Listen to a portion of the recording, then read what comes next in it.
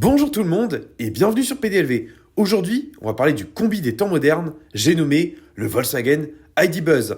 Sans plus attendre, commençons par parler de son style iconiquement craquant. Ok, il faut qu'on parle du design de l'ID Buzz. Au niveau de l'avant, on a déjà une super signature lumineuse avec un filet.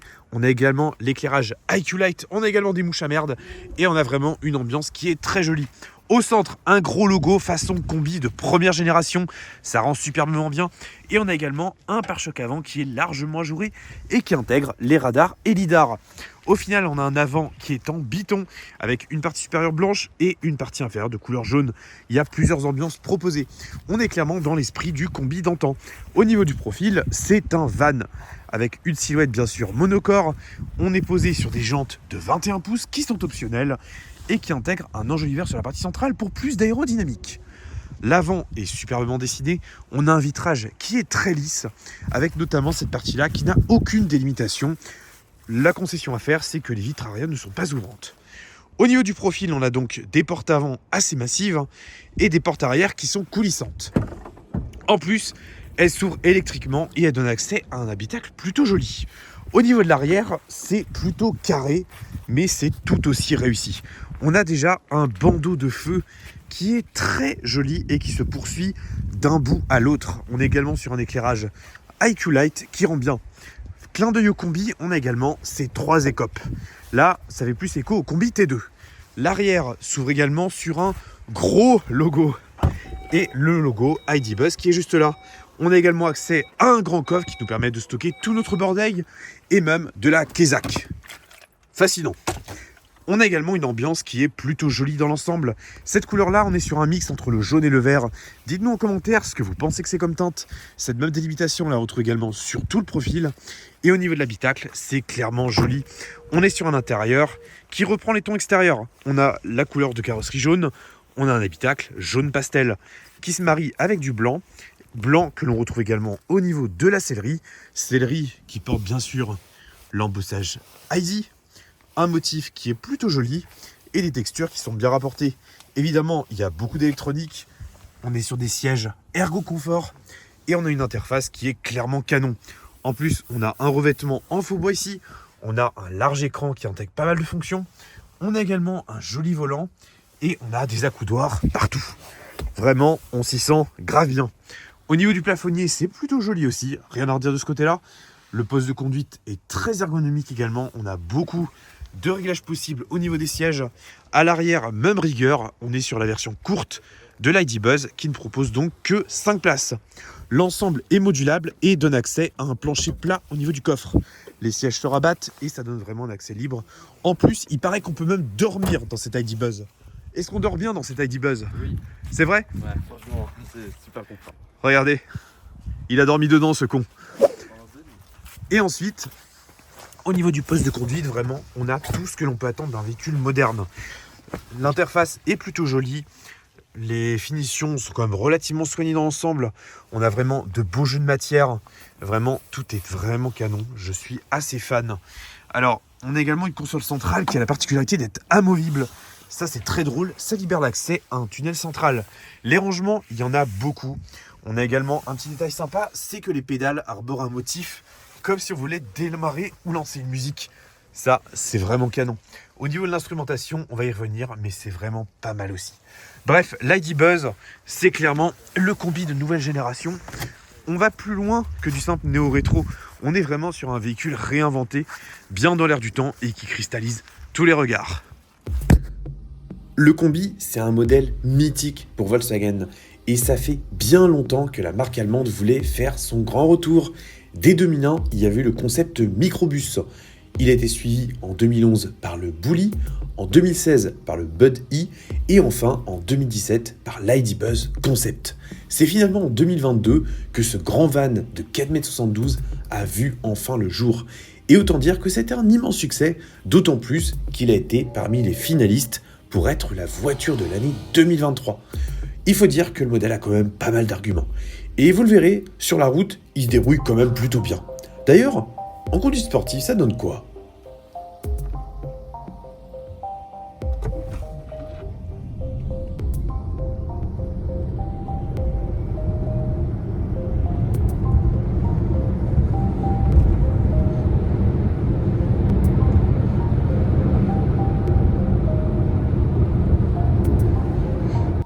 Ok, on est sur un 0 à 100 en 10 secondes 2, ce qui est quand même relativement correct.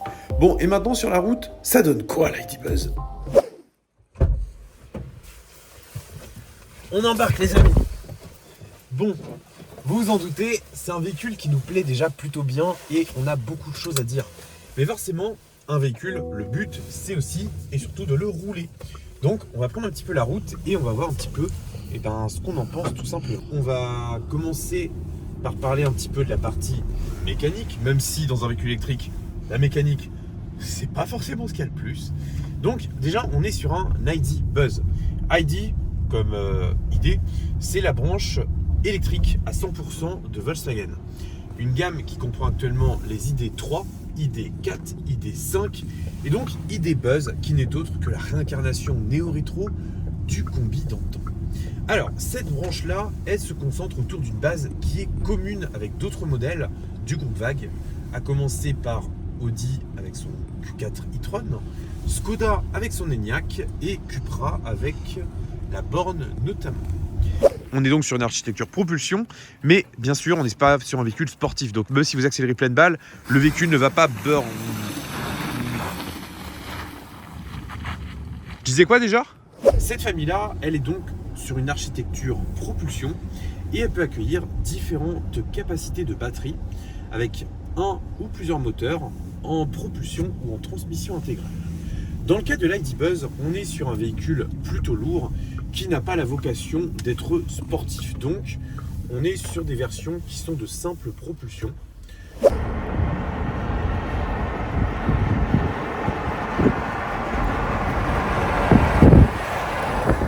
Oh, c'est beau! Et on a un unique niveau de puissance qui est de 204 chevaux, cumulé avec une batterie de 77 kWh. Donc c'est une fiche technique qui ne fait pas forcément rêver, parce que 204 chevaux pour 2 tonnes 2, 2 tonnes 3, 2 tonnes 4, c'est pas énorme, mais honnêtement, c'est quand même pas si dégueulasse que ça. On est sur la version courte de l'ID Buzz, j'aurais peut-être dû commencer par ça, une version qui mesure 4,72 m de long et qui est disponible exclusivement en configuration 5 places. En matière d'accélération, décidément, les choses sont plutôt bien synchronisées. On est sur un 0 à 100 en 10 secondes 2. Alors, clairement, on n'est pas collé au siège, mais clairement, c'est pas la vocation de ce véhicule.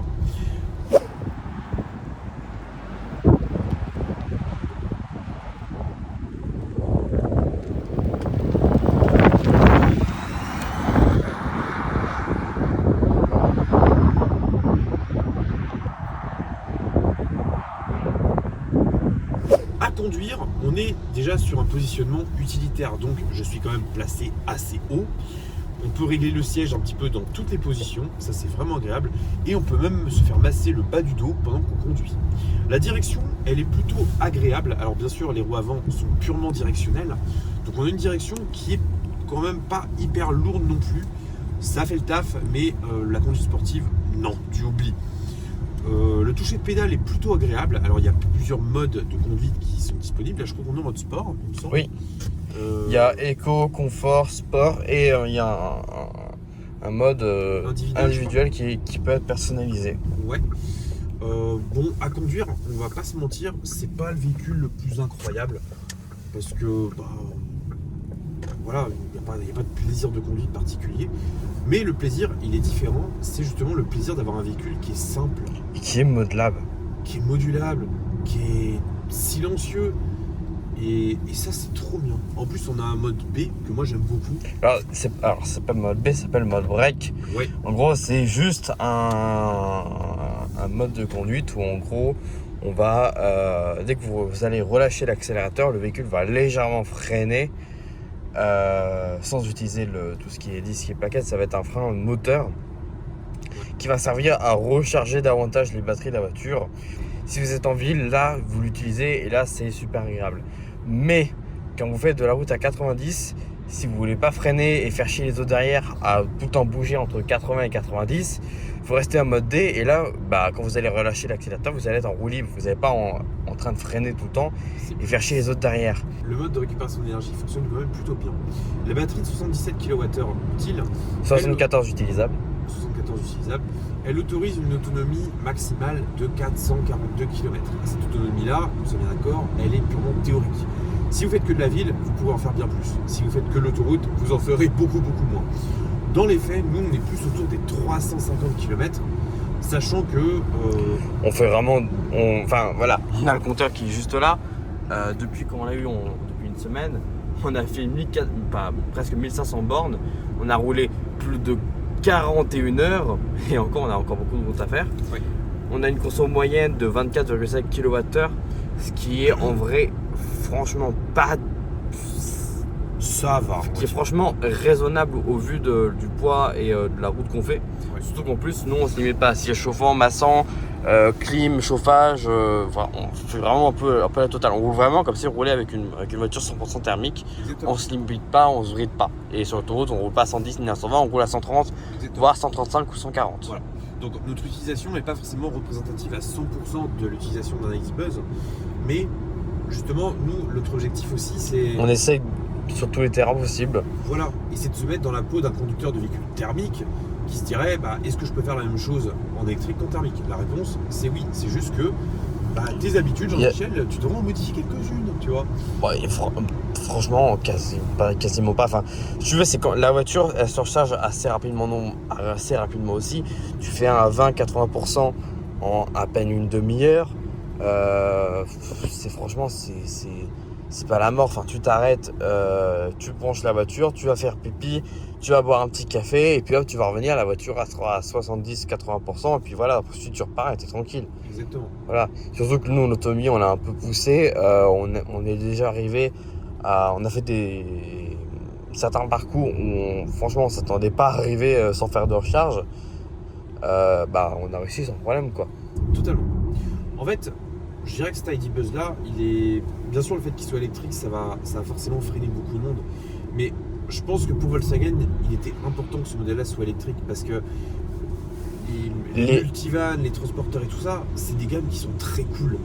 Et elles sont bien ancrées thermiques. Là, justement, l'idée de l'ID.Buzz, c'est de faire un véhicule qui soit contemporain et dans l'air du temps. Et puis, c'est pareil, dans les années 70, etc., quand il y avait des combis originaux, ils voulaient vraiment être tout le temps à la mode, quoi, avec le dernier truc et tout. Et là, actuellement, la mode dans l'automobile, c'est l'électrique. C'est pas rester en diesel ou en essence ou en hybride, c'est de rouler en full électrique. Exactement. Voilà. Et puis, il y a un petit côté un peu bobo quand même avec cet ID.Buzz. C'est indéniable. Et donc, justement, le fait d'avoir une propulsion électrique, clairement, ça a du sens. Ça veut pas dire qu'on va faire un discours l'électrique. Non, pas du tout. Pas du tout. On n'est pas pro élec.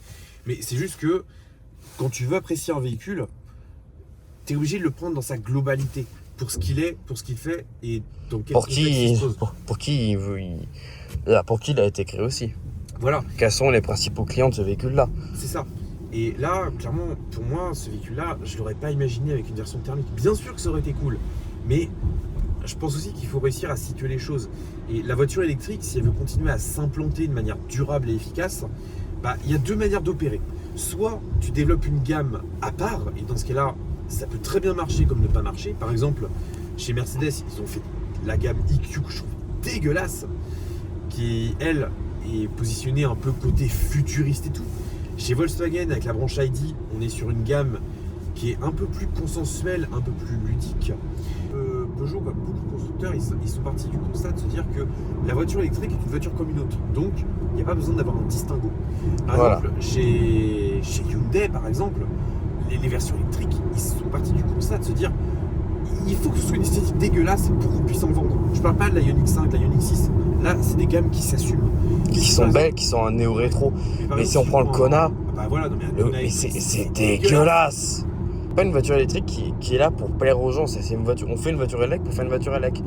Là, c'est pas le cas. S'il y a autant de réticence à la voiture électrique de nos jours aussi, c'est, je pense aussi, parce que les constructeurs, certains constructeurs, se sont un peu foutus de la gueule des gens aussi. Là, l'approche de Volkswagen de faire quelque chose qui est différent, décalé, je pense clairement que c'est une bonne solution. Je dirais simplement que l'ID.Buzz, il a réussi son pari. Dans le sens où c'est un van, ok. Oui, la forme de base n'est pas très sexy, mais VV a réussi à la rendre sexy. Tout passe dans le détail. La motorisation ELEC, 204 chevaux, c'est pas exceptionnel. La capacité de batterie, elle est pas exceptionnelle. Mais en fait, il n'y a rien qui est exceptionnel dans ce véhicule-là. Pour autant, si tu mélanges tout et que tu regardes l'ensemble, et ben là, il y a un côté vraiment décalé qui me fait dire que oui, l'ID Buzz est exceptionnel. Et je justifierai ça par un autre aspect, c'est tout simplement que ce véhicule-là cristallise tous les regards. Vraiment tous les regards. Et justement, le fait d'attirer autant l'attention, bah, ça le rend un peu exceptionnel en fait, tout simplement. Bon, ok, tout ça c'est cool, mais si maintenant on regardait un petit peu l'ambiance de nuit à bord de notre ID Buzz. Ok, maintenant on est au volant de l'ID Buzz et il fait nuit. Ça permet d'admirer un petit peu plus précisément l'ambiance lumineuse avec un éclairage dans les contre-portes, un éclairage au niveau des portes avant. On a également un écran derrière le volant qui centralise les principales informations de conduite et qui assure des fonctions d'instrumentation. On a bien sûr plusieurs modes d'affichage qui se commandent avec ces commandes tactiles. D'ailleurs, je regrette un petit peu le fait qu'elles ne soient pas physiques. On a également un grand écran central qui lui donne accès bien sûr à la navigation, qui prend en charge Apple CarPlay et Android Auto. On a également la possibilité de commander directement Spotify par exemple. Ça donne une petite fonctionnalité multitâche qui est assez pratique. Pas mal de fonctions qui sont également tactiles et ça c'est un petit peu dommage parce que on n'a pas ce même ressenti.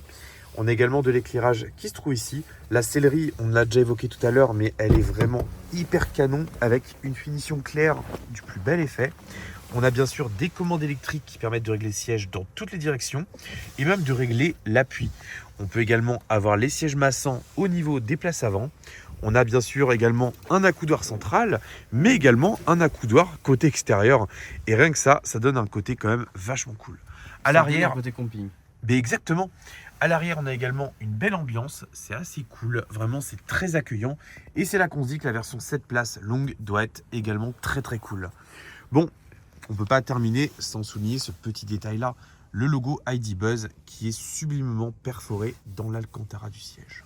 Bref, avec l'ID Buzz, tout réside dans le détail. Donc j'espère en tout cas que ce petit essai vous aura plu. Nous, ça nous a vraiment plu de le faire et de vous parler un petit peu plus de ce modèle-là. Parce que, bien sûr, les vannes, ça va pas plaire à tout le monde, mais celui-ci est tellement décalé à tous les niveaux que je pense qu'il méritait cette petite vidéo dédiée. Maintenant, l'espace commentaire est à vous. On veut en savoir un petit peu plus sur ce que vous pensez de ce modèle-là. Est-ce que vous pensez qu'il est un peu kitsch et que VV fait un peu de la merde à ce niveau-là? Ou alors est-ce que vous pensez au contraire que, il s'assume enfin et donc que ça prend du sens? Dites-nous tout en commentaire et nous on se retrouve très bientôt pour une seconde vidéo sur cet ID Buzz où on va le regarder un petit peu plus dans les détails. Je dis pas dans le détail, je dis bien dans les détails. Bon, sur ce, salut!